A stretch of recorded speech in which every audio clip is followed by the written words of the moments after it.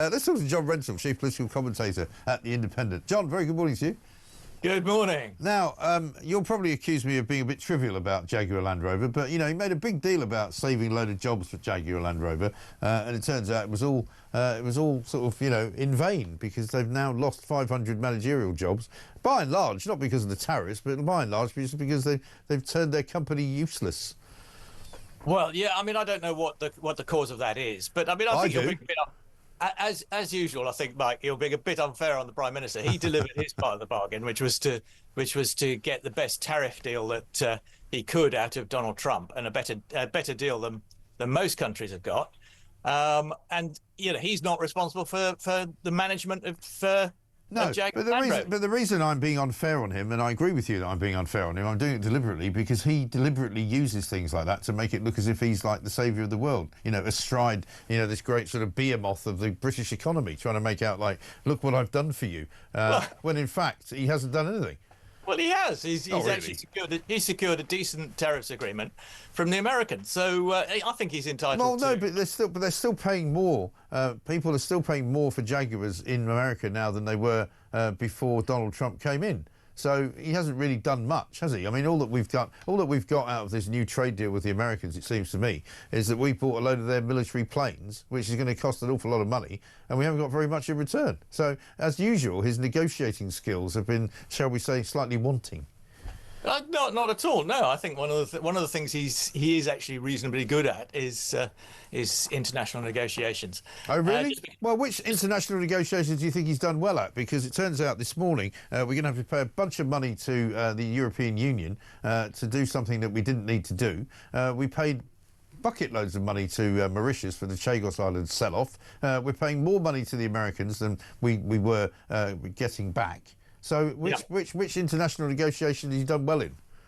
The one with Emmanuel Macron. I mean, to get the French to agree to the principle of returning small boat migrants is a huge breakthrough. No, but do you want to see some footage of what's going on the French? I've seen the footage, Mike. I mean, that's what's going on now. Yeah, but it hasn't changed. Yeah, but if the French have accepted the principle that we can return some of these people, then I think that's a significant breakthrough. No, but we can't return some of these people. We can return one person, and then we get somebody else sent over the other way. It's hardly a deal, is it? It's completely nonsense. It's rubbish. No, but it opens up the possibility that we can send them all back. No, in which case there'd be no point. No, it doesn't. It's a one-in, one-out deal. That's what they call it, right? So it means that if we send anyone back there, they send somebody else back here. No, but if we are able to expand that scheme so that we can send everyone who comes over back, then it won't be worth their trying to come across, and therefore there will be no returns. No, but it's not. But that's not the deal. The deal is not let's send them all back and we don't get anything in return. The deal is if we send 50 back, we get 50 coming the other way. Yes, the deal is a pilot scheme. How is that? Well, no, it's a pilot scheme. Two, you've said if quite a few times. Three, it's going to cost us a lot more money because we're going to have to then accept people who supposedly legitimately have a reason to come here, and so the number of people at the same number, so that doesn't affect the numbers on the current situation. No, of course and it does. Opens up the possibility, Mike. It opens up the possibility that we can return them all. In which case there'll be no point in. When you say return, I mean, I agree. We're a very long way away from that. Yeah, but hang on. But when you say impossible, but I haven't seen anybody else come up with a better idea. No, but when you say return them all, what do you mean by that? We can't return them all. If 50 people arrive on the beach at Dover, right, and you return 50 people to France because they're not really got the right to be here, they'll send another 50 over. So we'll still have 50 more people here than we had the day before. No, but if they can. How is that a good deal? And we're I accept we're a long way away from that situation, but we're slightly closer as a result of what he's negotiated with Emmanuel Macron. Right. If we can get to the position where we can send them all back, then there won't be any point coming, and that'll be the end of the small boats. Well, no, there will be. I agree. No, that sounds like pie in the sky. It does. He has made progress, which I thought was impossible, which was to get the French to agree to the principle. No, but he specialises in signing deals that mean nothing. I mean, have a look at what he did yesterday, right? This is him signing the Kensington Treaty with the German Chancellor, Merz. To have you here today, particularly to sign this Kensington Treaty, which is a very special treaty because it's the first of its kind ever, if you can believe it, between our two countries. Yeah. And I see it very much as evidence of the closeness of our relationship as it stands today, the strength of our values, the strength of our joint approach, but also very much as a statement of intent, a statement of our ambition to work ever more closely together, closest of allies, and whether that's on defence, security, trade, the economy, energy, covers so much in this treaty. And so this is a really historic signing of a historic agreement. I mean, poor old Chancellor Merz is standing there going, what's he talking about? Signature of intent. And he did the same thing with the Prime Minister of Czechia earlier, which I must have confessed I didn't realise had been renamed Czechia. I thought it was still the Czech Republic, where he said we're going to sign a memorandum of understanding. He loves signing things that mean nothing at all. Well, yes, that's what a lot of international diplomacy is about. But he has also signed a meaningful trade agreement with India, which where we get more Indian people coming to work here, and we get very little in return. No, that is not what is in the Indian trade agreement. No, it isn't, Mike. Yes, it is. It means that Indian firms can come to this country and hire loads of Indian people to come and work here. That's what it means. No, it doesn't. Well, what do you think it means? He's also managed to get a favourable deal on tariffs that other countries do not have with America. And as I say, he's made limited progress, I admit, but significant progress with Emmanuel Macron. So he's not.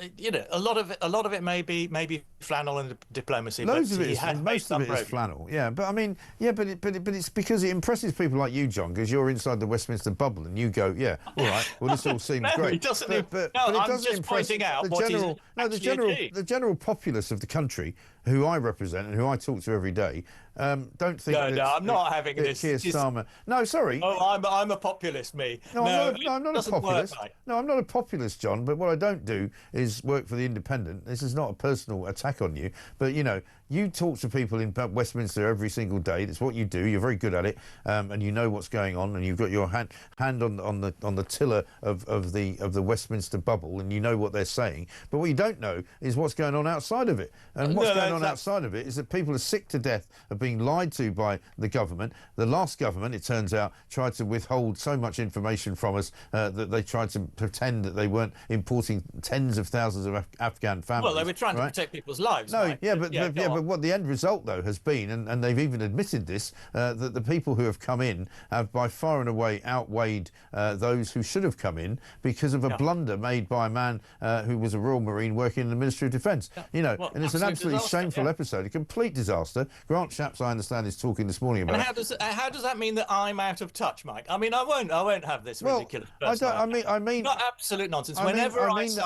I cite information from opinion polls, you say, oh well, that's not what people I talk to say. Right. I'm much more in touch with public opinion than you are. Well, no, you're not. We'll have less of this. But it's not about you and I. I'm just saying that. Well, it is because you just made a personal attack on me, Mike. No, I didn't. Listen. All right, John. I apologise if you took it as a personal attack. I didn't mean it like that. What I mean is that you operate in a different, slightly, a scented world where everybody talks about politics and everybody talks about the nuances of what things like the deal with India are. Ordinary people in this country couldn't give a stuff about whether he's got the Chancellor of Germany in Downing Street or the Prime Minister of Czechia or how many deals he's done trade-wise. What they want to know is how their lives are being improved. And quite frankly, their lives are not being improved. And so they feel worse off. They feel as though the economy is out of control. People are losing their jobs. They've lost for 5 months in a row. Jobs are down. Inflation's up. Costs of everything are going up, So what I'm saying is that there's no point in sitting there and saying to me that Starmer's done quite well in this area and that area. He's a bloody disaster. Well, he's extremely unpopular, isn't he? But I'm prepared to give him credit when he does the right thing.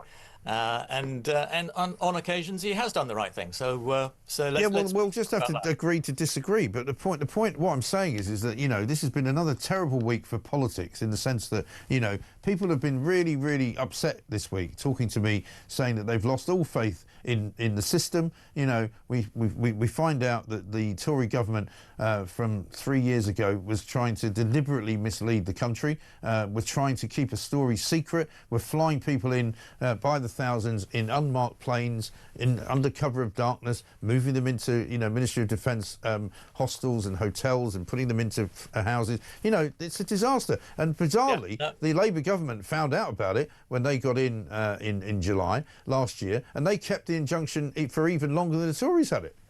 Yeah, well, yes, by definition. But I mean, presumably because they thought that lives were at risk. And yeah, but that's clearly not true, is it? Well, I don't know that you can say that it's clearly not true, Mike. I don't know enough about the facts of the Well, I know enough about the facts, because I've been talking to military people about it as well. And the fact is that of the 18,500 people who have come here, about 17,000 of them are bogus. But we brought them in anyway because we didn't know whether they were bogus or not. Well, you may know more about this than I do. I mean, I think if lives are at risk, then you can understand why people have taken the cautious view. Yeah, I know, but the problem is that the end result is that we end up taking a thick end of £7 or £8 billion that we have to now pay to have people living in this country for free for the rest of their lives. Yeah, well, no, but you know, once you start throwing numbers like that around, I mean, that £7 billion figure. No, £7 billion is John Healey's figure.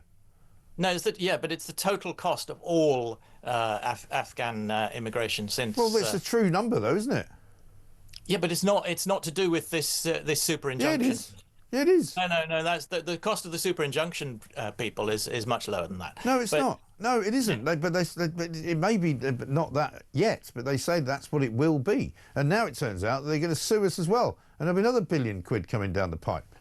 Yeah, no, well, you know, you can't dispute any of this stuff, John. I'm not disputing that it's an absolute disaster. Yeah.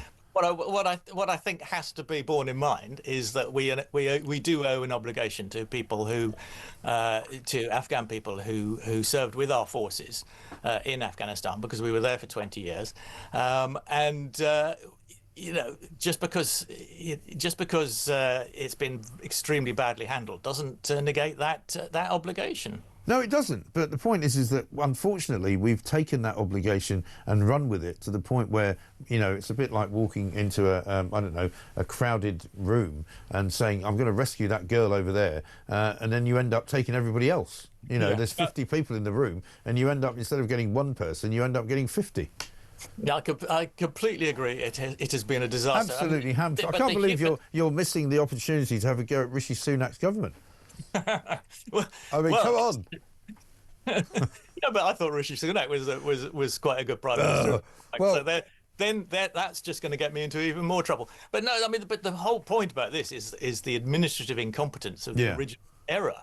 And that, you know, I mean, admittedly, it hasn't been well handled since, but I mean, that was the most. Oh, it's just horrific. Standing bit of government. And yet, apparently, the person responsible is still working inside the Ministry of Defence. Which is, I find that absolutely extraordinary. But it can't be down to just one soldier who pressed the button on an email. You know, there are senior people who were responsible for data protection. Yeah.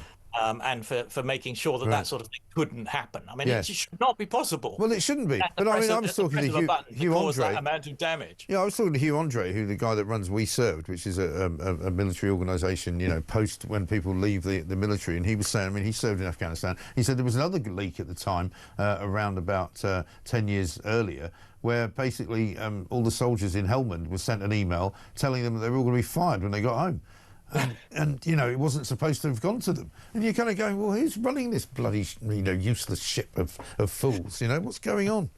Well, I couldn't agree with you more. Yeah, excellent.